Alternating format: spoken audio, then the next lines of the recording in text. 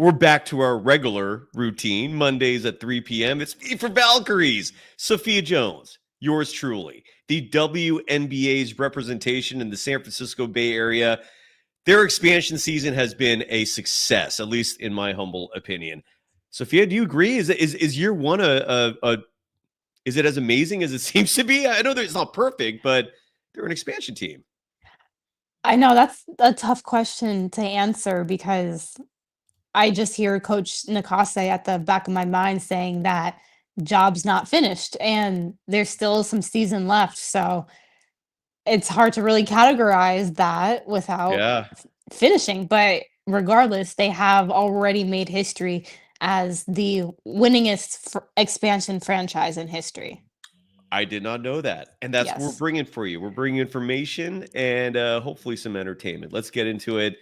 It's Monday. It's V for Valkyries. It's the Golden Days. They always find something to nitpick, and that's because there's expectations for us to win. Leave me alone this summer. Let's go. In a minute, I'ma need a sentimental man or woman to pump me up.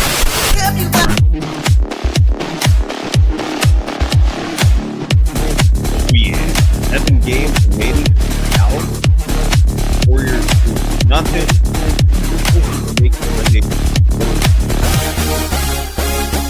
Welcome to the V for Valkyries edition of Golden Days. You can follow Sophia Jones on Twitter at SophiaJones_2. You can follow me, Cyrus Sotzes, on Threads and Instagram at DogWild, on Twitter at Surf Journalist, the program on both platforms at Golden Days Pod. What is up, Shardal? He is in the house checking this out.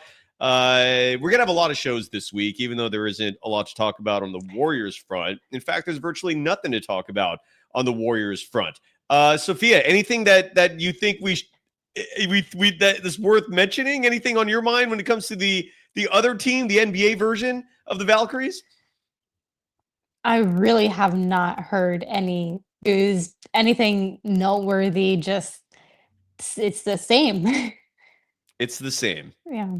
If there's any good news, at some point there will be an end to this, a historic standoff. I mean, we're approaching 3 months now of complete inactivity by an NBA franchise, like doing nothing, literally. And we're excluding second round draft picks.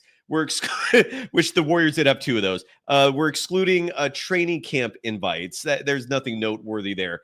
I mean, maybe someday down the road, one of these guys could end up on Santa Cruz and then maybe get promoted. But that's like a long ways away.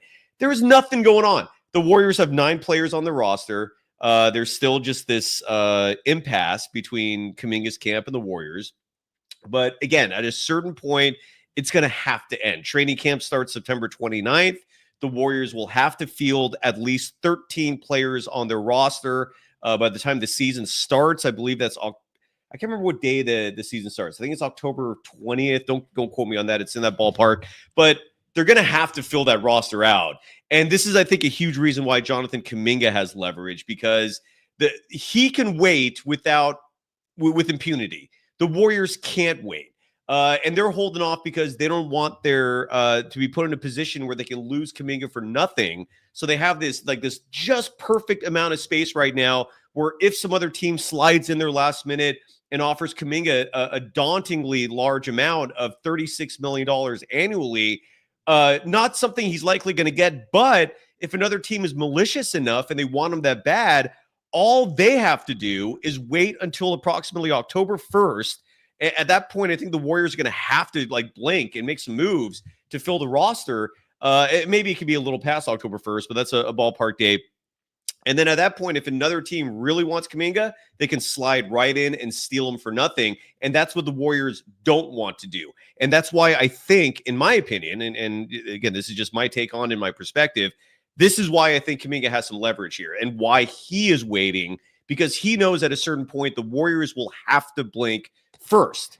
And then the question is, what do they do? Are they just going to accept Kuminga taking a qualifying offer and then leaving for nothing next offseason, having no trade value in the process? He also gets a no trade clause if he signs that qualifying offer. So He controls where he goes. He's an unrestricted free agent next year. And I personally don't think the Warriors want that. I don't know if Kuminga wants that either, because he'd only make $7.9 million accepting that qualifying offer. And the way I look at this, Kuminga has the leverage for the simple reason, if he's comfortable taking less money short term, which he seems to indicate he is, he's got the leverage, because the Warriors will have to literally blink first and fill that roster out. And by filling that roster out, they're going to put themselves in a position where another team, again, could theoretically just steal Kuminga. The Warriors could do nothing to match the offer. And that's the reality of the situation. Nothing else really to talk about with the Warriors other than speculation, right? Like Jake Fisher of the Stein Report, Mark Stein, Substack. Is that what it's called? The Stein Report. He said that the Warriors have inquired about Trey Murphy III with the New Orleans Pelicans. That would be a fantastic pickup. That's the kind of target that the Warriors should be looking for if they're going to trade Kuminga. But why would the Pelicans trade him? I mean, that's the part of this. That's the reason why I haven't talked about that until now. It's fun to discuss that the Warriors like Trey Murphy III. Who doesn't? He's a 3-and-D guy. He's a solid, outstanding 3-point shooter, elite defender. He brings size. He would be exactly what the Warriors would want. Someone who fits more of a role than someone who is a dynamic scorer and playmaker. But again, why would Joe Dumars trade him? It's not something I think would happen. Who knows?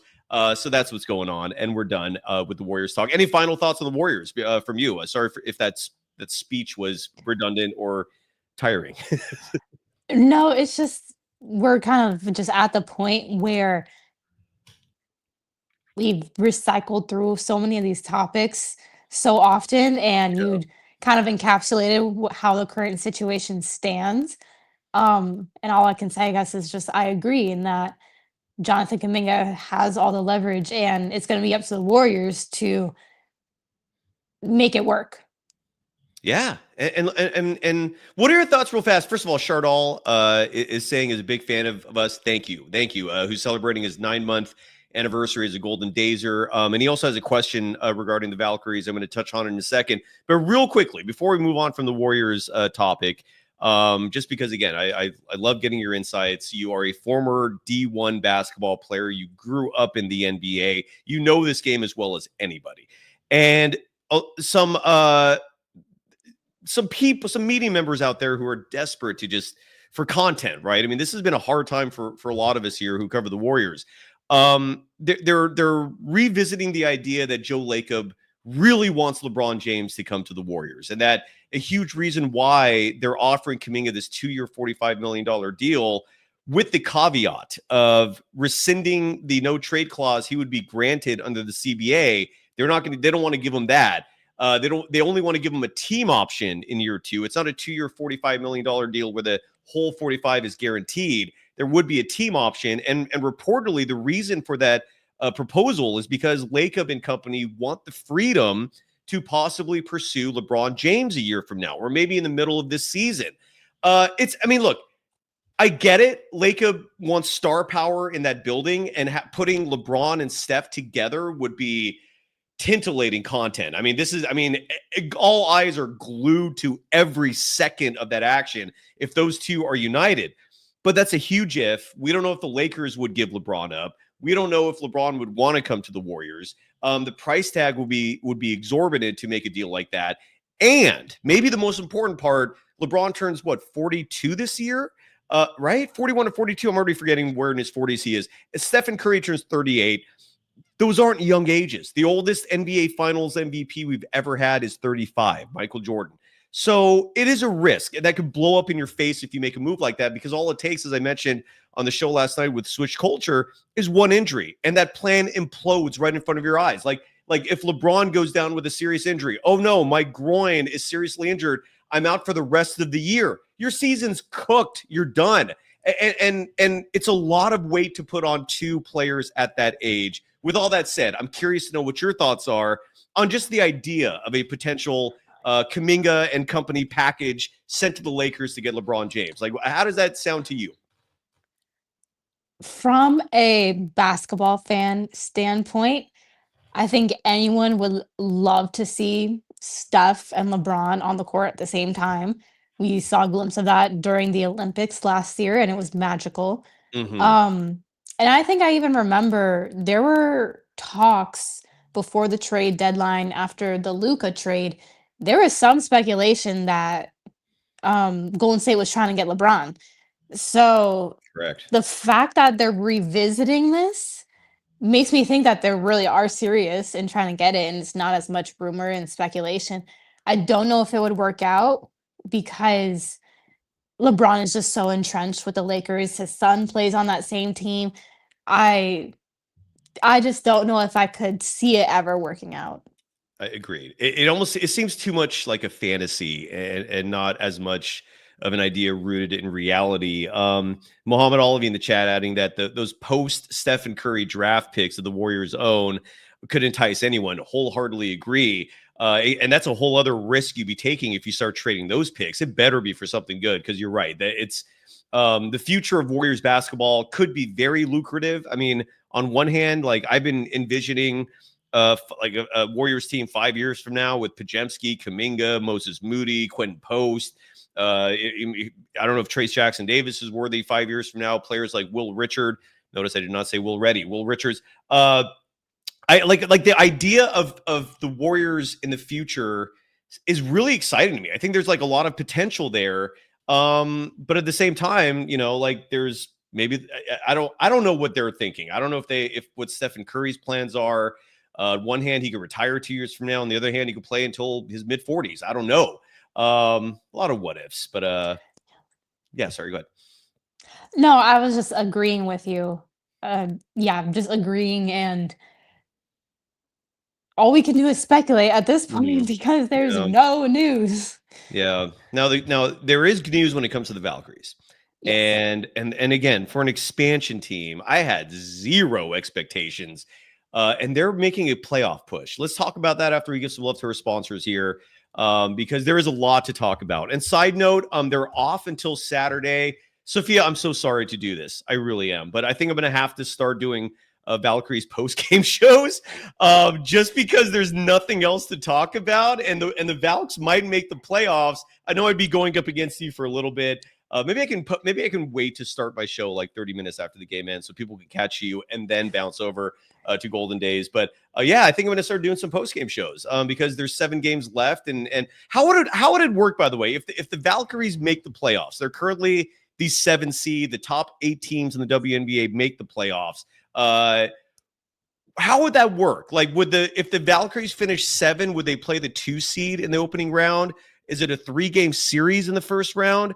Please elaborate and explain to the audience how the postseason would work. You're correct on those. So, as the 7th seed, they would play the 2nd seed because once playoff comes, it's just no conferences. It's just out of the league standings. So it's 1-8, 2-7, and so on.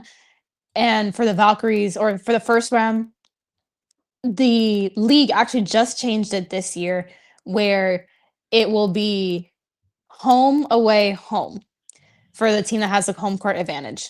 As opposed to what? What was the last As year? opposed to home, home, away. And that was controversial, right? Yes. So it's a good thing that the WNBA was able to fix that. And then for the semifinals, they're turning those into 5-game series. And then for the finals, it'll be a 7-game series. Ooh. So a lot more WNBA basketball, which is exciting. And we're going to talk about the Valkyries and what their prospects are as the postseason approaches, not just for making it, but like can they actually pull off an upset in the first round? When I'm taking a look at the standings and I see who the 2 seed is currently, my answer to that is yes.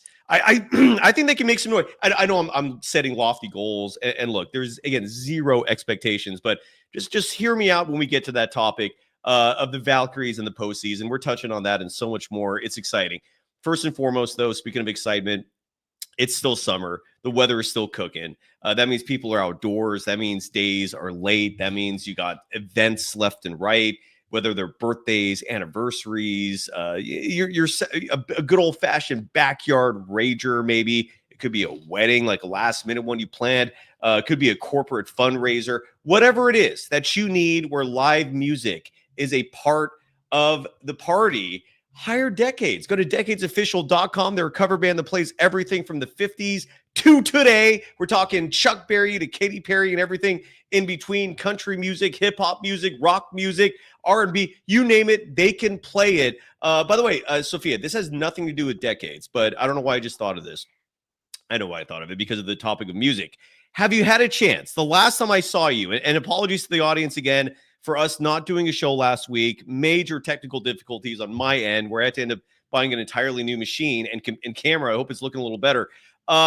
Last time we did a show, Sophia, I asked you if you had ever seen the movie Austin Powers. It's a trilogy. And you said no, which makes sense, right? It's a movie that came out. I don't know if you were even alive when it came out. It's hilarious. It's one of those it's one of those film franchises that's really embedded itself culturally in terms of just funny quips, one-liners, memes, and so forth. And what I forgot to mention when we talked about those three movies last time is I think your favorite artist, Beyonce, correct? Is she your favorite? Yeah. She stars in the third one. Oh. She's literally the star of the third film, like her and Austin Powers. Like she's the secret agent who partners with him. So if you need another reason to watch that, there you go. So it's Austin Powers Gold Member is the third one. Those movies are hilarious. I strongly recommend it if you just need something to watch. Yeah, and Beyonce, I forget she was a movie star too. We haven't seen her in film in like a long time, but right? What's the last film she's been in? Can you remember? She voiced a character in The Lion King. So that I think she was Nala. Yeah, so that kind of counts. What about her face? Like in terms of her actual live action? When's the last time we've seen her on camera? It might have been right around that era. I know I love Dreamgirls, so she was in Dreamgirls. But that was like 10 years ago, right? Yeah, exactly. Yeah. Yeah, where's she been, man? I guess is she just doing the motherhood thing? Is that what's going on? Is she music, mama? Touring, making billions, hair stuff too. She has her own company. Yeah, she's a busy girl. And she stars in Austin Powers. If you folks haven't seen that, check it out. There's 3 of them. She stars in the third one. My point is, Decades can even play Beyonce songs. They've been touring the country. You can follow them on Facebook and Instagram at Decades Official. Most importantly, though, book them for your event. They are phenomenal. They do this for a living for damn good reason. They have roots in California.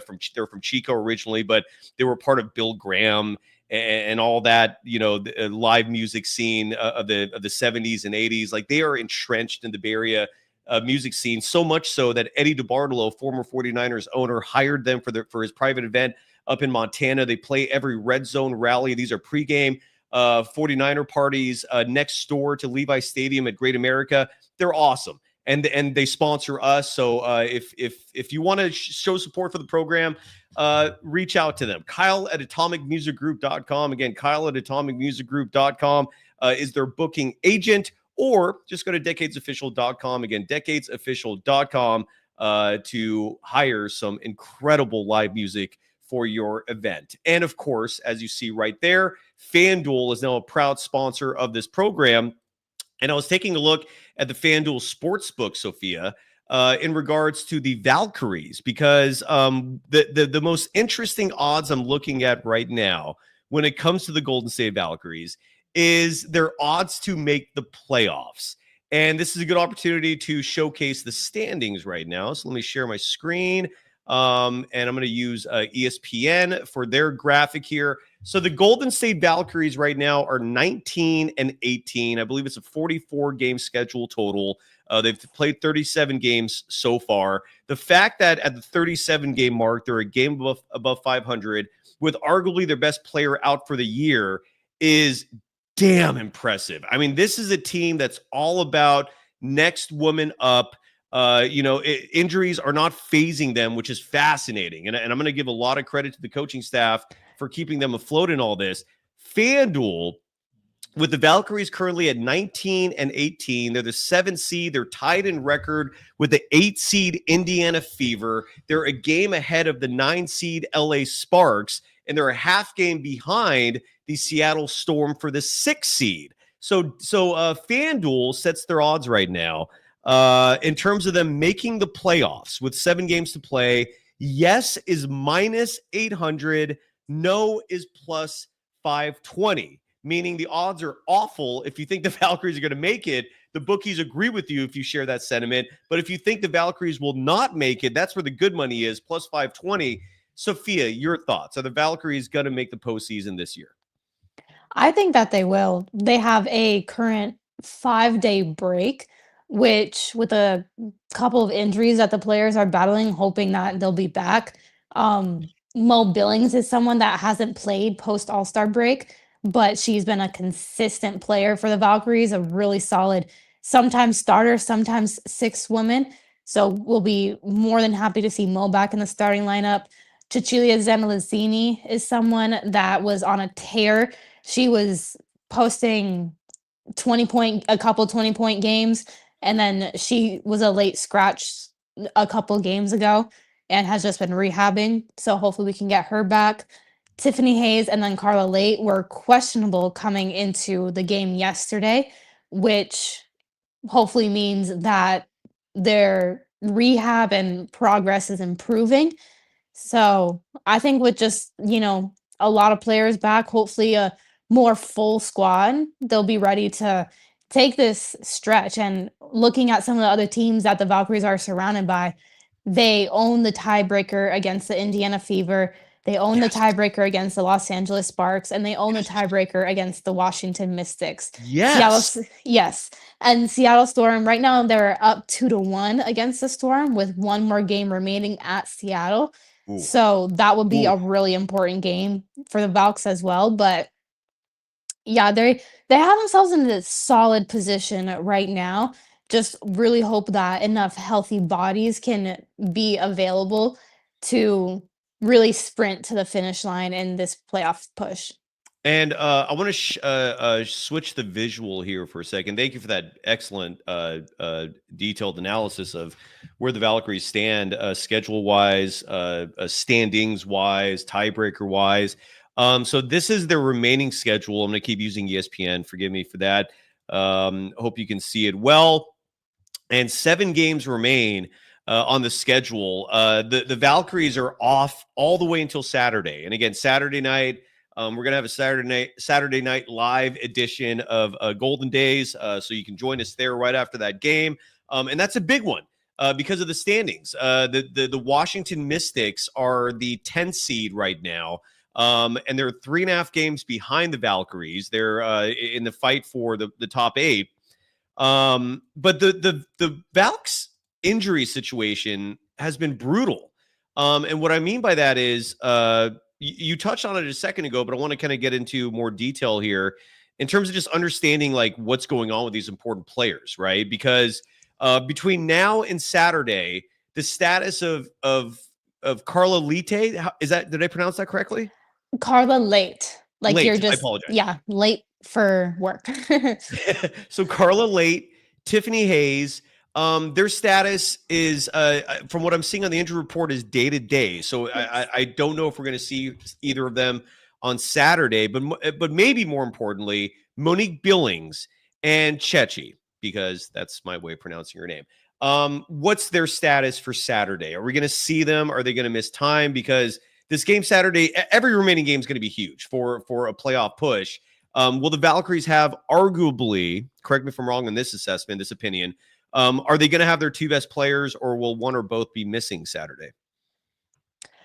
For Mo Billings, she was another one where before the Valkyries game Friday at the Phoenix Mercury, she was questionable going into it. She was reevaluated that day after being out for 3 weeks because of an ankle injury, and the report revealed that there was no further damage, so her status would be day to day. She was another one that was questionable going into the game Sunday. So just with these players at least being upgraded from out to questionable, and with this extended period of rest and a 5-game homestand, I would hope that some of these injured players, we see coming back. And I would just say also with Chechi, she did not make the road trip. She did not travel with the team. And I believe it was Friday before the game at Phoenix. Coach Nakase told the media pregame that she just gets really nervous and is very cautious with her players in travel and flying because there's a lot of dehydration and potential swelling involved. Right. Yeah. So the not with team status can be a little concerning, but the way that Coach Nakase broke it down there makes it seem like they were just really erring on the side of caution. But Chachi, I watched her warm up Tuesday, I think it was last Tuesday before the game, and she was a very, very late scratch, maybe 15 minutes before we found out that she was not going to be in the starting lineup. So don't know what her status is. We know it's a calf injury, but hopefully that's something that gets resolved soon. And as you know, Sophia, calf injuries, I mean, I used to kind of just shrug at those, but not anymore. I mean, is there, I know, look, physiologically speaking, men and women are different, clearly. And correct me if I'm wrong on any of this, but if I'm not mistaken, studies show that ACL injuries are more prevalent with women than men. And the reasoning for that is detailed. You suffered that injury, what, twice, maybe, right? So you can elaborate clearly based on your experience. And in fact, if you don't mind doing so, while I let my dog out, I forgot to open the gate for him. What in regards? Sorry, I got distracted there for a second. But are Achilles injuries a serious thing on the women's side as much as men? Because that's suddenly become a very eye-opening, dangerous concern for NBA players. Is that same concern there for the women's side? And why are ACL injuries more risky for women in general? Yeah, I'll say for the Achilles, I don't think it's as jarring, maybe, just with the recent young NBA players that have been injuring their Achilles.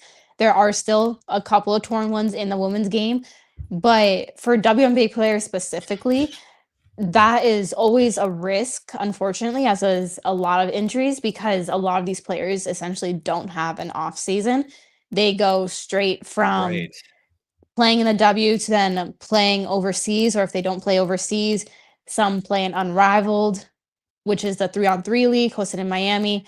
But because the WNBA, their salaries aren't very high, just to be frank, they have to go to other places to get paid Right. more. So, which is interesting because NBA, these players make so much more money in the NBA as opposed to overseas, but overseas they make a lot more money than the W. So that's something that'll be addressed in the upcoming CBA negotiations. But to answer your question about ACL injuries, they are more prevalent in women because women have wider hips, and just I believe it's the angle of their legs and femurs that kind of just put more pressure on that ACL or ACL.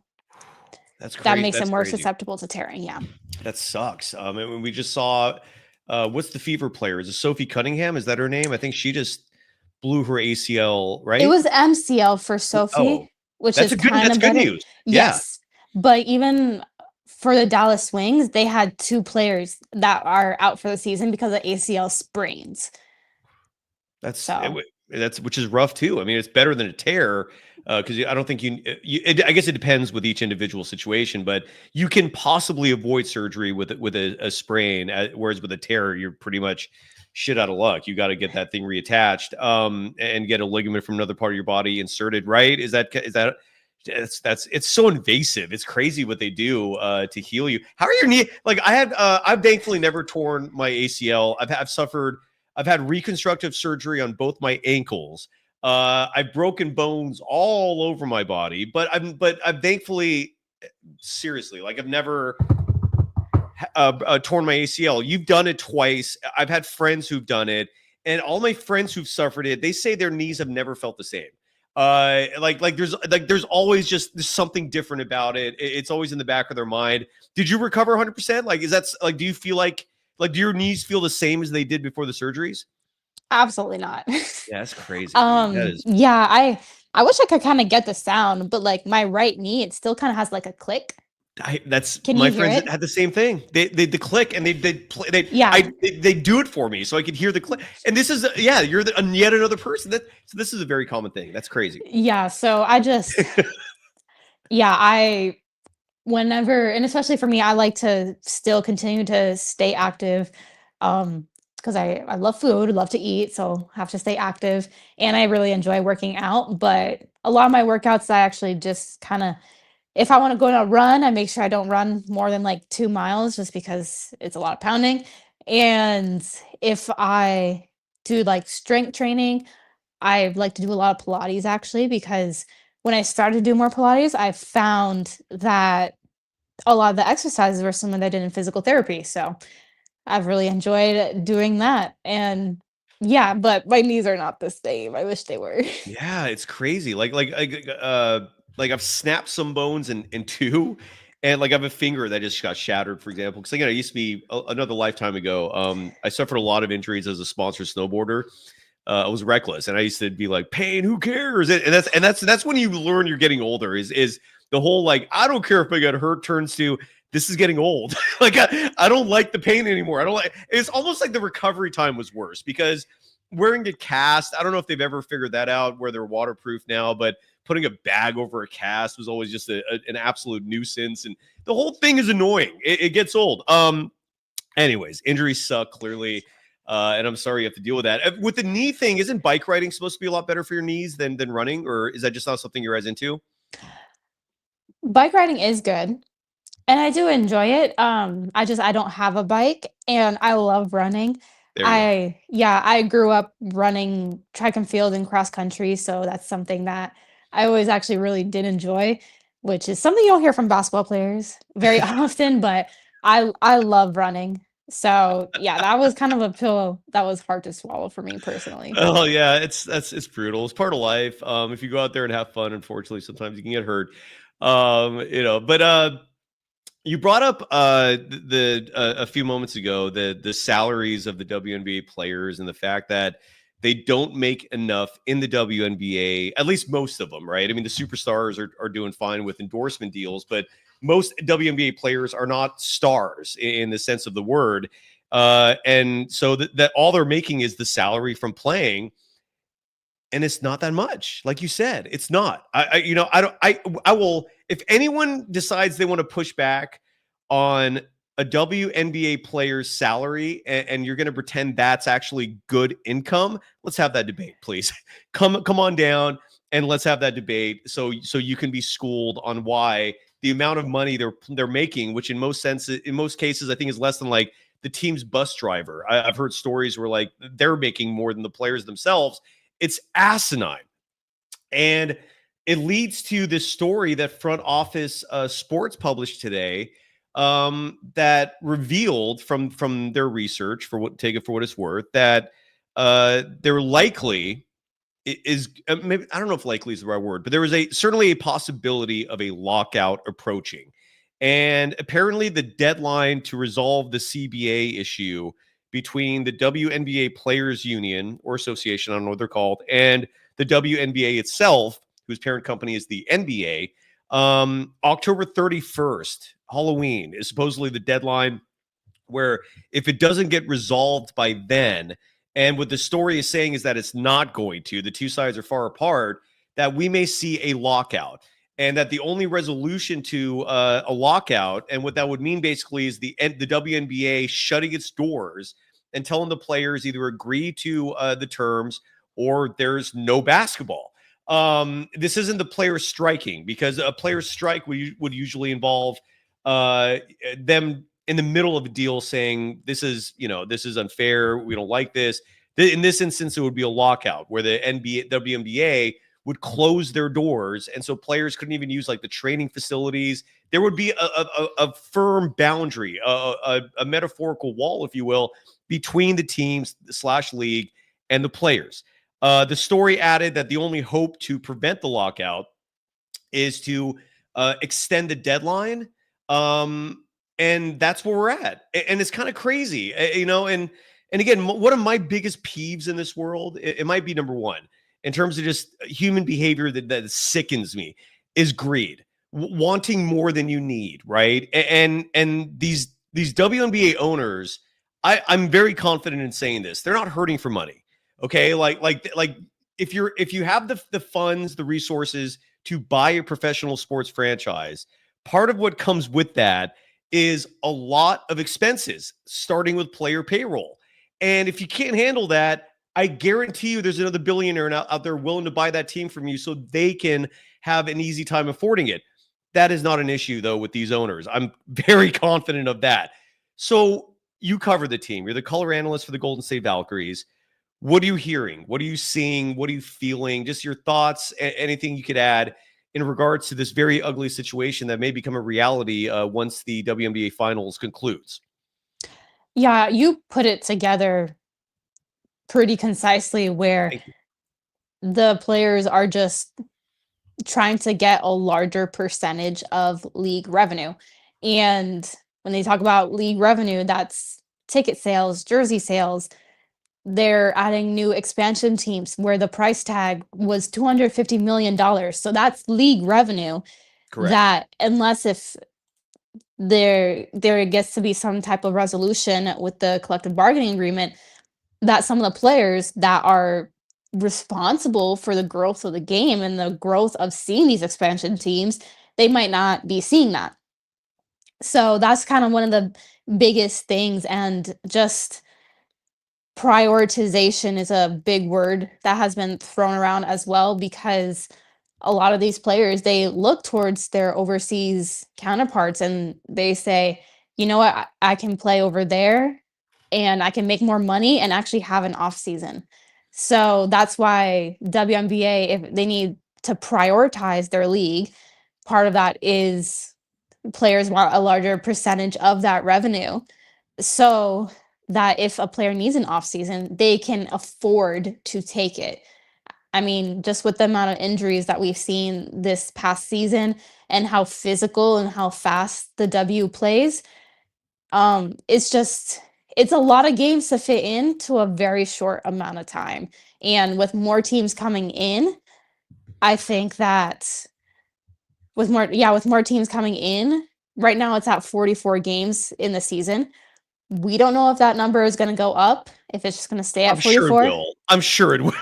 Which, if it goes up, then Yeah. there might need to talk about some kind of lengthening of the season, which again, that's why I'm bringing up the prioritization, because some of these players might be missing their EuroLeague or WNBL, some of those games to stay in the W and play. Right. So that's kind of where a lot of the debate comes in. And yeah, and look, I get the if you're a contrarian, if you want to take the side of the owners, the argument is the annual revenues are not resulting in profit, right? That's typically the line, and this is the owners are clearly going to bring this up in these negotiations. Well, we're not turning a profit right now.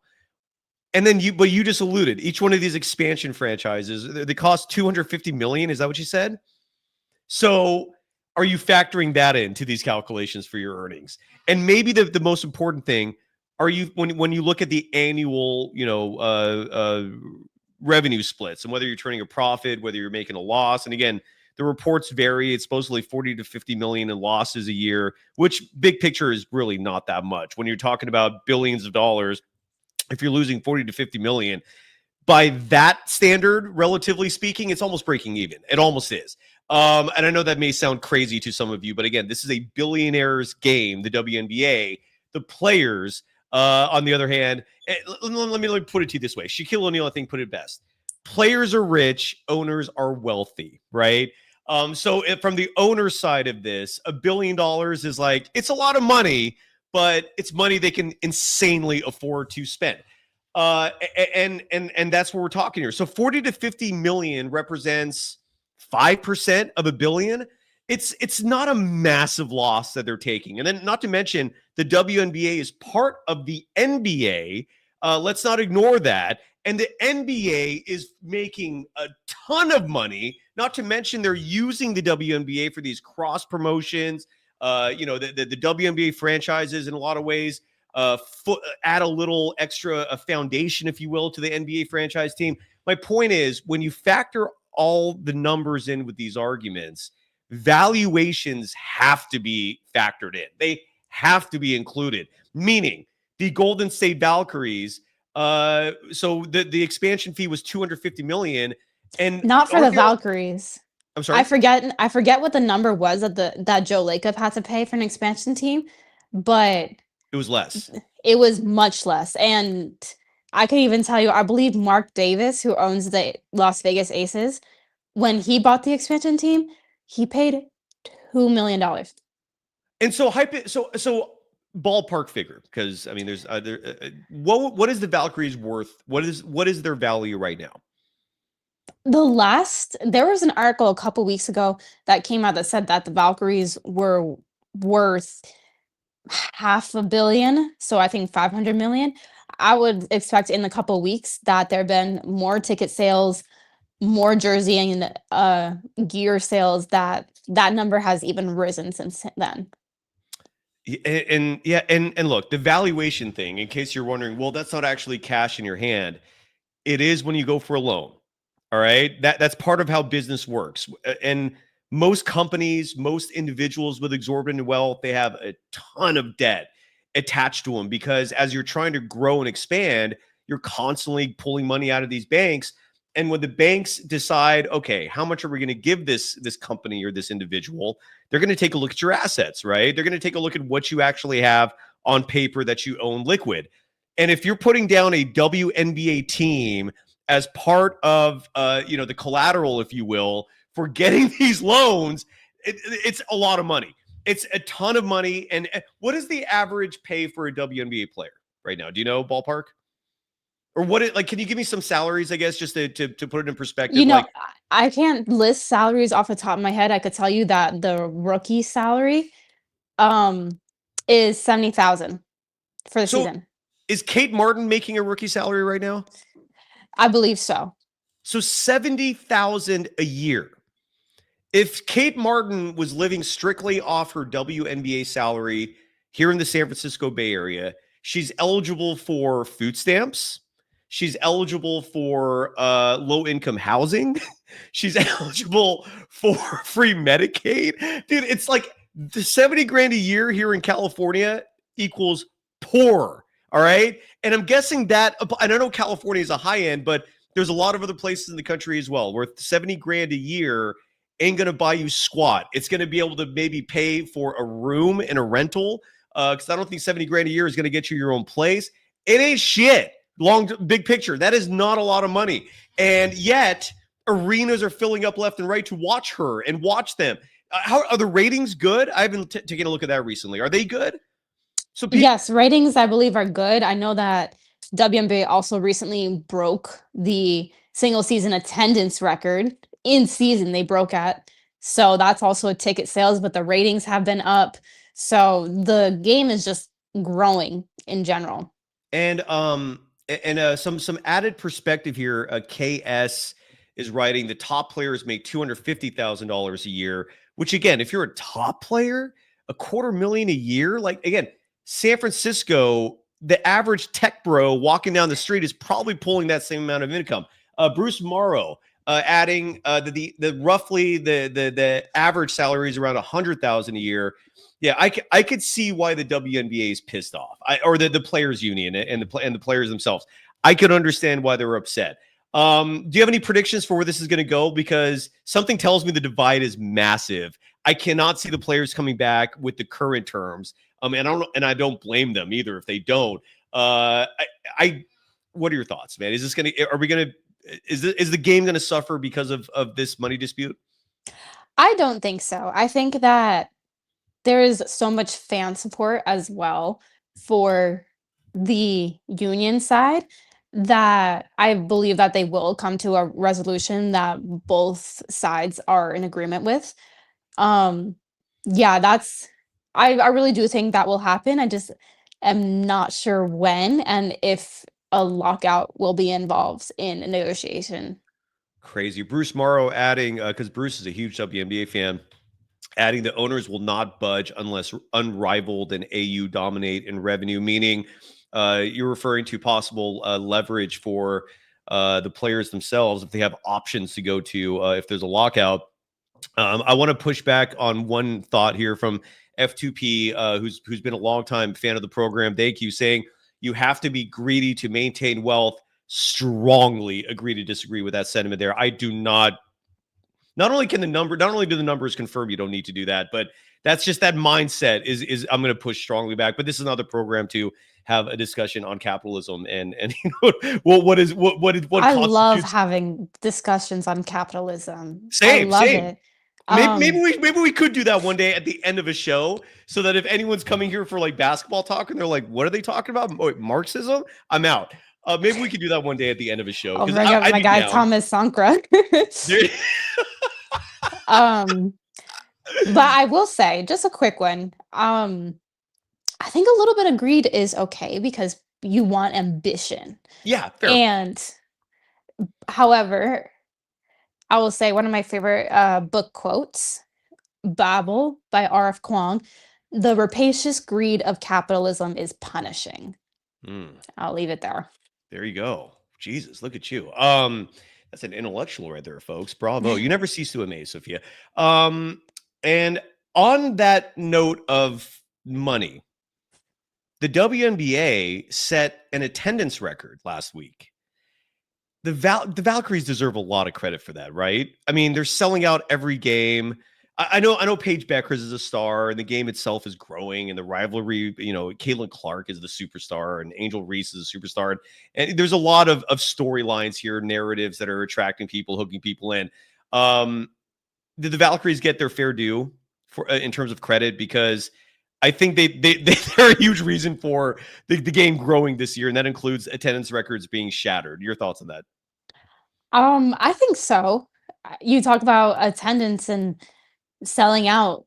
Valkyries have played a lot of home games and they've sold out every single one of them with 18,064 people, which is Chase Center's capacity. Yeah. So that's the highest in the league. But you also have a lot of other teams like the New York Liberty, Minnesota Lynx, Indiana Fever, Seattle Storm, even, that have these 15,000 plus capacity arenas that are also packing it in. So it's league wide where it feels like there isn't a single dead environment in a WNBA gym. There's a couple of arenas that only fit like 3,000. Is that correct? I believe the smallest one would be the Washington Mystics, which is at about 4,500. Ooh, why so small?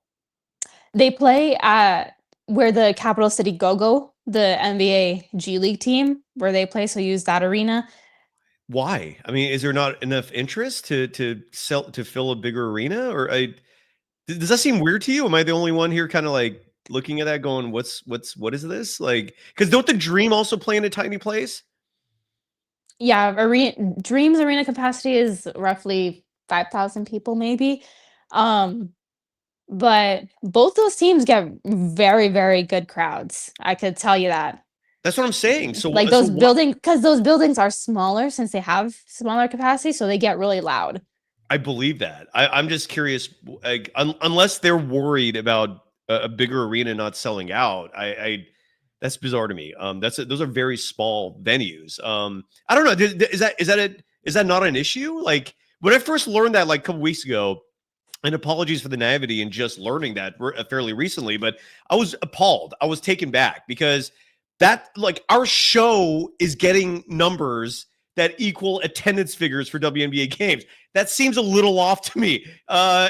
Maybe I'm alone in this. I don't know. Do you see what I'm saying? know certain teams are like looking to upgrade. So the Dallas Wings, they've been in the process of building a new arena for themselves. Chicago, I know they've been building a new practice facility. I believe even New York has been building a new practice facility. So there have been a lot of improvements made throughout the WNBA, and I think that there are a couple, teams like the Valkyries that you see as a standard. I know the last home game, one of the front office people for the Toronto Tempo the W's newest expansion team, she was in attendance, and I'm positive she was taking notes. The Valkyries VP of ops, Vanya, she's leaving actually to go to the Portland Fire and become their general manager. Wow. So How it kind of goes. a Yeah. kind of a Congratulations. promotion, Yeah, that is. Yeah. but she's, she learned after Ohema, and I think it's just a lot of that. You see some of these teams that there are the example, because Ohema came from the New York Liberty, and you all just try to play off of each other, and I think Yeah. that's how you see league growth. And they're paying their dues. That's how it works, right? You gain experience in lower positions, and hopefully you get promoted if you're doing well. That's good stuff. And the Valkyries have 7 games remaining on their schedule. They're thankfully off until Saturday, a good respite for them so that they can heal and get some rest. And again, the standings are tight. We're going to be live for 6 of those 7 games. And so Saturday night, we'll have a post-game show. Sunday, very next day. So the Valkyries will have a back-to-back Saturday and Sunday at Chase Center. We'll have a post-game coverage for you. I'll maybe start it a little late so that if you want to listen to Sophia Jones, take care of post-game duties on the Odyssey app first, with or without Kevin Dana, because Kevin sometimes gets pulled over to the TV side. Yeah. So Kevin will be doing TV for the rest of the season. So I'll be with Deuce Mason. Oh, wow. Actually. Okay. Yeah. But our 2 home games should be on 95.7 as well. Oh, that's great. Well, good for Kevin. I'm happy for him there. And then the one game I still haven't reached out to the Raymond Ritter of the Valkyries. What's her name again? I'm sorry. Morgan. I don't even know if she wants her name out there, but so sorry for that. That's why I just said her first. Okay, there you go. So yeah, I need to reach out to her because I want to go to the September 4th game. The Valkyries are hosting the Dallas Wings. So if I can get in there with a credential, I'm going to check out Paige Beck. I need to get one Valkyries game in. I cannot believe the season's over. This went way too fast. But yeah, so with the exception of that game, if I go and I'm credentialed, then we will not have a post-game show when the Valkyries take on the Wings. But I want to finish with this. Sophia, I'm looking at the schedule again. Mystics, absolutely winnable. Who knows, but it's winnable. Very next game, Sunday, at home, final day of August. The Valkyries host the Indiana Fever. Is Caitlin Clark going to be there? Her status has been up in the air for a while, very up and down. I really couldn't say anything. I'm not even sure if she's been participating in full practices yet, but she could be in the building. Maybe just not on the court. I'm sure the fans would love even just her being there. So there you go. Okay, so they play Washington Saturday, the Fever Sunday, and then they have 2 more. Let me see this right. Okay. So I see. So they have a 5-game homestand coming up. That's very advantageous for them. And then they finish the season with 2 road games at Seattle, at Minnesota. But there's some tough games here. They play Minnesota twice. That's not going to be easy. They play New York. That's not going to be easy. How do you see this playing out? Like, what do you think the Valkyries need to do with these remaining 7 games record-wise to get into the playoffs? Like, if they go 4-3 in these last 7, is that good enough? Do they need to go 5-2? What do you predict for this home stretch? And what do they need to do to get into the postseason? I would say if you can be 4-3, that's still a solid. That'll probably get them in as the 7th seed right now. If you can make sure you beat Indiana and beat Seattle. Huge I games, think right? even if Because they go 3-4, that will put them right at 500 for the season. Oh. And I think that will be enough for them to make it, just because the Indiana Fever right now, they have so many injuries that I would really be curious to see how that team finishes the rest of the regular season. And you talk about some of the tougher opponents coming up. For the New York Liberty, they have been dropping some games because they've just been another team riddled with injuries. I think Brianna Stewart is going to be back soon, which isn't great for the Valkyries. No. But they could be a beatable team, especially at Chase Center. And the Valkyries' very last game is against the Minnesota Lynx. And Minnesota Lynx, I think they'll have that number 1 seed on lock. They're already 6 games ahead of the 2nd seed. So my hope, again, as a Valkyries fan, would be that Minnesota decides to rest a lot of players, which would hopefully give some room for the Valkyries to end up in there and maybe get a win. Is KS accurate in the chat, who writes that the Valks, in their opinion, will move up to the 6th seed due to the Sparks, the Storm, and the Mystics playing each other in this home stretch? Is that a fair assessment in your eyes? 6th seed, I think it could definitely be done 6th seed. It's just those other teams. So with the Mystics, I can say I think that after the Brittany Sykes trade, they haven't been the same. I think that was a future-based move. And so this season, I don't know if they'll be able to make a playoff push. The Sparks, they were one of the hottest teams in the W early August, but they've kind of just been right above 500 since there. So that would be a team I'd be nervous to pick up a couple wins. And then the Storm. The Storm are probably the most interesting team in the WNBA, I can say, because they have some of the best talent on that team. Their roster is incredible. However, sometimes they just really drop games that they should win. That's dangerous. I would not want to play a team like that. Exactly. Yeah. Well, like I would say the Storm is a team that when they're good, they handed Minnesota their first loss of the season. And I think there was literally a stretch during the season where they were on the road, they went and beat the New York Liberty, gave them their first home loss of the season, and then lost to the Connecticut Sun.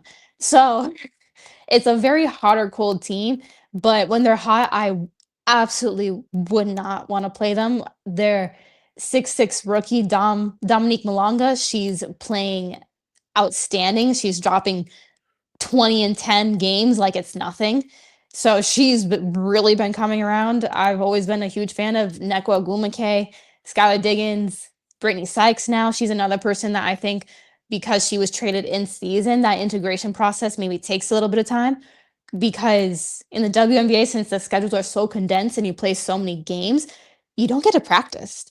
Right. So having a lot of Yeah. change like that and no practice time can be a little detrimental. But yeah, and Gabby Williams, of course. I'm a huge Gabby Williams fan, yeah, I like her game. But yeah, so the Seattle Storm just 1 through 6, some insane top end talent. And I'm looking at the standings, and if the Valkyries, I was looking at the standings. Where'd it go? So I'm just curious to see like if the standings hold the way they are right now. Here it is. The Valkyries would play the Atlanta Dream in the first round. Haven't they had success against the Dream this year? Like, would that be a favorable matchup for them?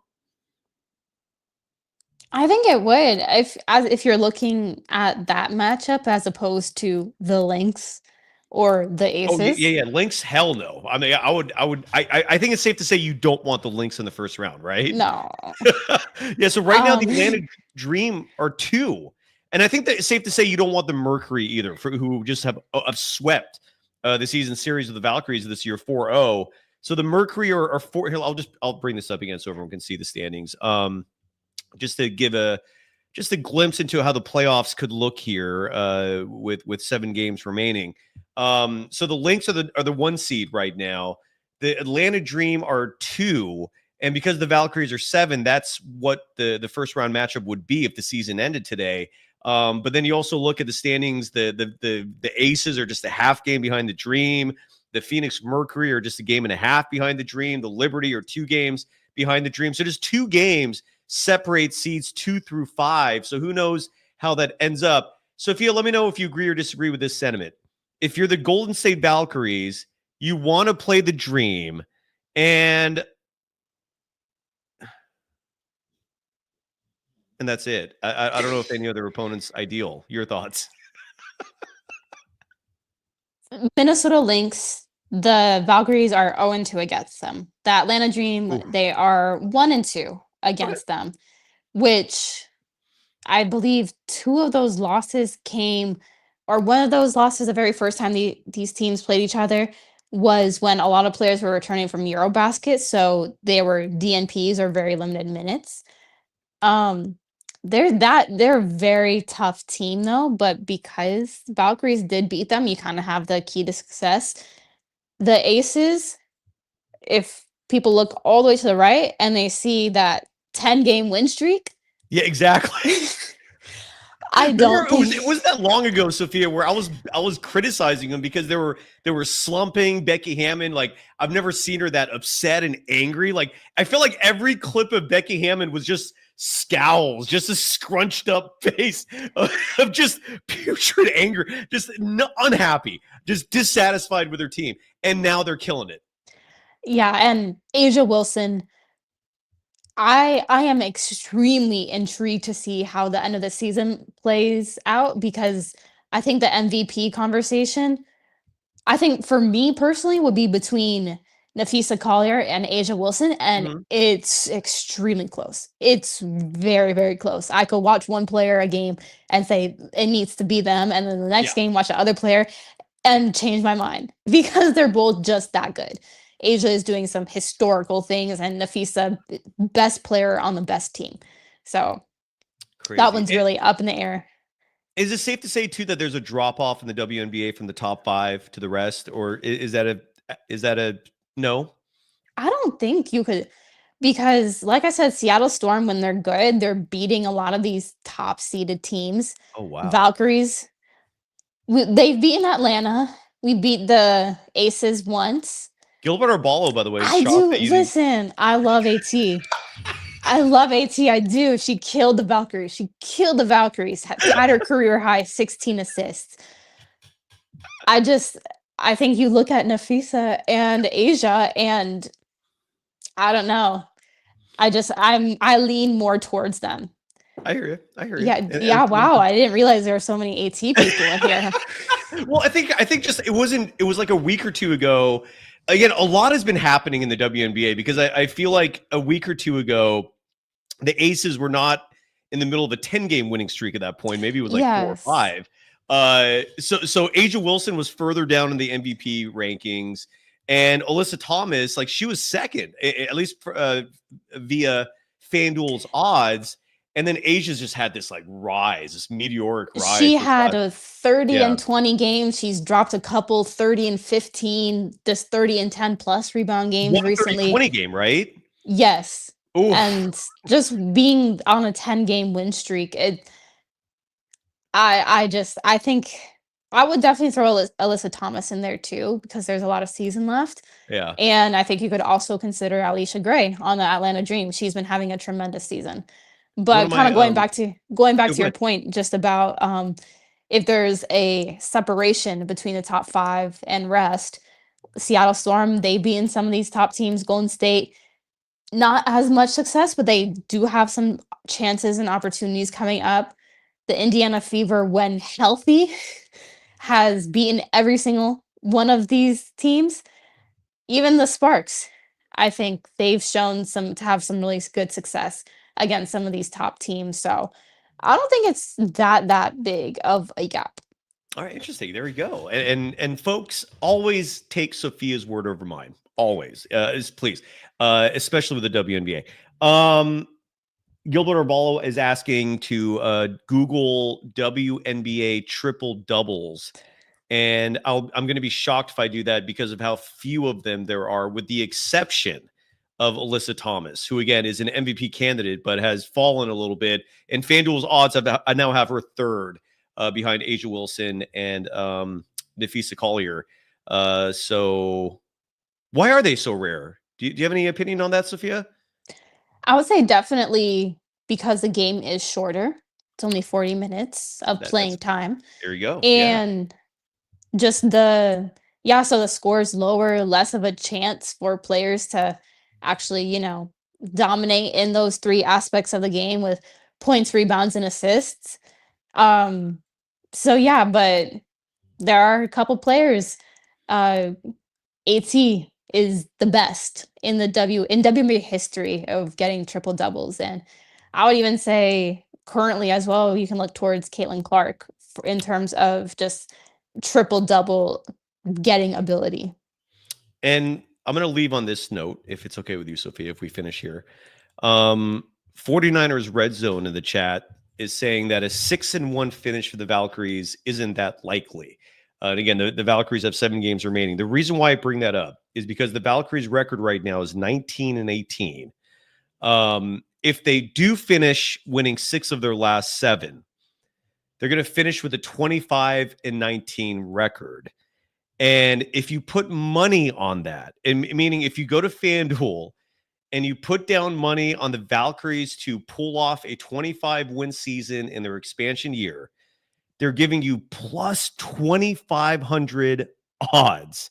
Those are phenomenal odds. So if you feel good about the Valkyries to finish strong and you feel like putting a little money down on them to actually get to that 25 win mark, you're going to get a nice return on that. So, but there's a good reason why it's plus 2,500, because of those 7 games, some of those are damn tough. And you'd have to win at least 1 of 2 against Minnesota and then win out the rest of the games to pull that off. Not easy, doable, but not easy. Any final thoughts from you, Sophia, as we finish up? Yeah, I would agree with you. I think if Valkyries can get all of their players that are on the injury report, if they get them back and healthy for the rest of the season, I really could see 6-1. I feel like that's extremely optimistic, but when this team is good, they can compete with some of the best. And yeah, I just think having everyone back at full strength will really revitalize the roster to close out the rest of the season. Beautiful. And I also will add that the Valkyries could potentially run into certain players wanting to rest of higher seeded teams at the end of the season. There you go. So that would be smart. You can follow Sophia Jones again on Twitter at @SophiaJones_2. You can catch her on the radio for the next 5 games, for the final 5 of the next 5 and the 5 of the final 7. They're going to be played at Chase Center. All those games, in addition to being streamed via the Odyssey app, they're also going to be played here in the San Francisco Bay Area on terrestrial radio. 95.7 The Game's going to carry those. Correct? Am I right? Oh, Home games, yes. there you go. So the next 5. Yeah. Awesome. So listen to Sophia Jones as you're driving around on the radio. And she's also hosting the Valkyries post-game shows. I'll wait 30 minutes after the game's end, and then I'll host a continuation there. Side note, if you ever have any free time after you're done and you want to quickly jump on, that invite's open clearly. I'm sure the audience would love to see you instead of just me talking Valkyries. I'm not going to be spitting any hard takes on the Valk side note. I'm not, I just don't cover the team close enough to pretend like I'm an expert. So we'll just have a fun time. Again, if you want to join us, you can, Sophia. If not, I totally understand. You're probably exhausted, but nonetheless, that's a schedule. Sophia is available for all of these broadcasts. You are the color analyst on the audio side of things. Again, the games are streamed on the Odyssey app, all of them. And the next 5 games, it's a nice homestand for the Valkyries. And those will all be carried on 95.7 The Game, where you can catch Sophia Jones as the color analyst for those broadcasts. And we're here every Monday at 3 p.m. Is that it? Anything else that I forgot? I think that's about it. All right. Have a great day, Sophia. Have a great day, everybody. I know it's Monday. I hate Mondays. I'm sure you all do too. Hope we at least made it a little easier for you. Are we done? Bye-bye.